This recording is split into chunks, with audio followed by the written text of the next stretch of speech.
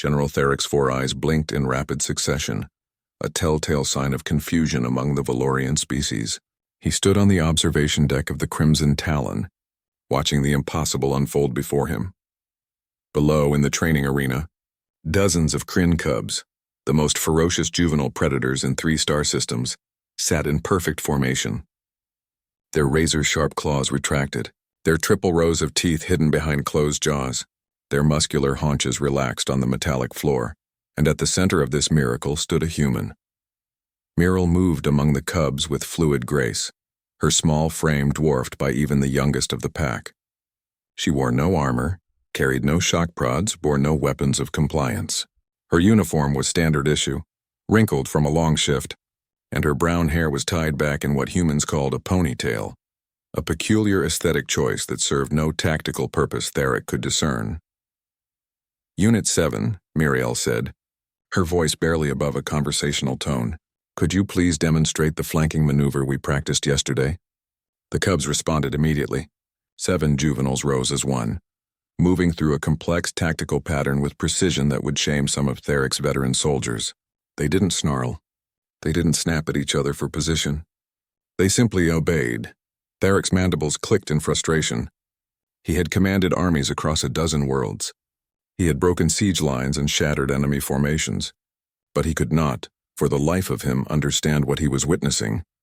Explain, Theric demanded, his translator rendering his guttural language into crisp galactic standard. He had descended from the observation deck to the arena floor, his 7-foot frame radiating authority. Muriel turned, a small smile on her lips. Good morning, General.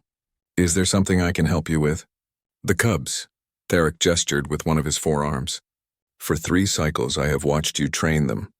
My handlers require shock collars and fear pheromones.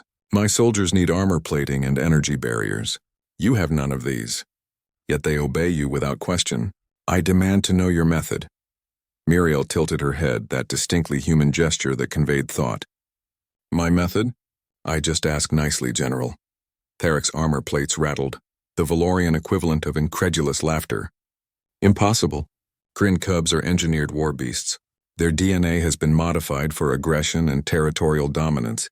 They respond only to displays of superior force. Have you tried asking them politely? Muriel's tone remained gentle, almost playful. I do not understand your humor, human. I'm not joking, sir. Muriel knelt down and a nearby cub, easily 3 times her mass, padded over. She scratched behind its armored ear ridge, and the creature's tail swished with evident pleasure. This is Razor. He's excellent at perimeter detection. Razor, would you mind showing the General your alert posture? The cub immediately shifted into a combat stance. Every sense attuned to potential threats. Thank you. Razor, you can relax now. The cub settled back down, resting its massive head near Muriel's knee. Theric's tactical implant struggled to process this.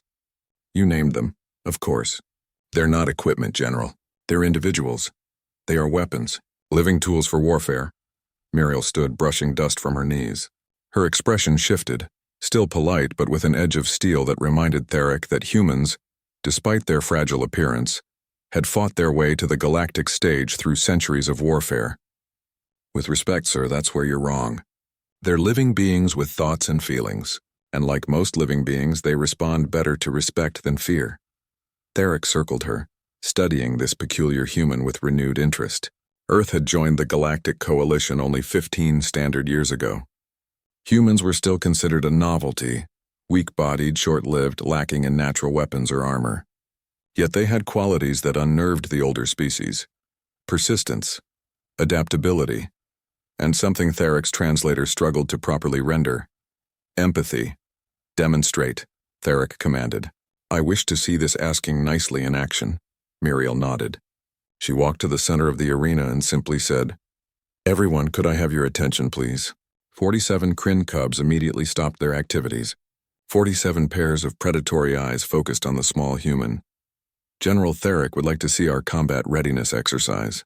I know it's early and you're probably still tired from yesterday's session, but would you all be willing to show him what you can do? The response was instantaneous. The cubs moved into battle formation, a complex weaving pattern designed to confuse and overwhelm enemy targets. They moved with coordination that shouldn't, be possible for creatures of their age and aggressive. Programming Theric's tactical analysis software identified 17 opportunities where the cubs could have broken formation to establish individual dominance. They took none of them. When the demonstration concluded, Muriel actually applauded. "Fantastic work, everyone. You've all improved so much. I'm really proud of you." The cubs' reaction was unmistakable pride. These engineered killing machines felt pride at a human's approval. "How?"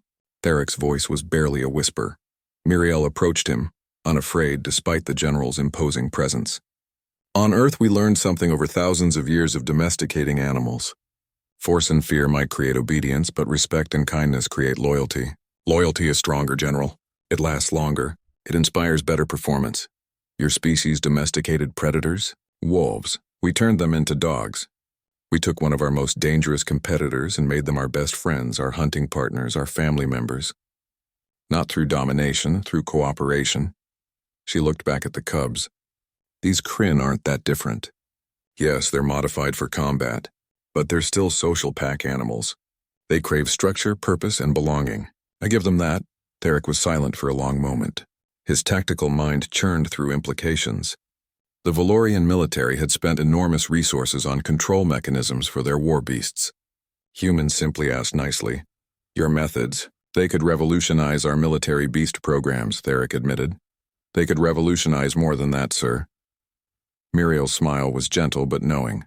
Respect and cooperation tend to work better than force in most situations. That's true whether you're training cubs or negotiating peace treaties. Theric's eyes narrowed. "Are you suggesting the coalition's diplomatic approach is flawed?" "I'm suggesting that my methods work with Kryn cubs, General." "You're welcome to draw your own conclusions." She turned back to the cubs. "All right, everyone, free time. Go play." The arena immediately filled with the sounds of cubs wrestling, chasing and engaging in mock battles, but all within safe parameters, all with pulled claws and careful bites. As Theric watched, one of the smallest cubs approached Muriel and gently headbutted her leg. She laughed and scratched its chin. The general's translator couldn't quite capture the word she used, but his implant provided a definition. "Good boy." General Theric left the arena with much to consider. Perhaps humans' greatest weapon wasn't their ingenuity or their persistence. Perhaps it was their capacity for kindness, and their understanding that respect, freely given, was returned tenfold.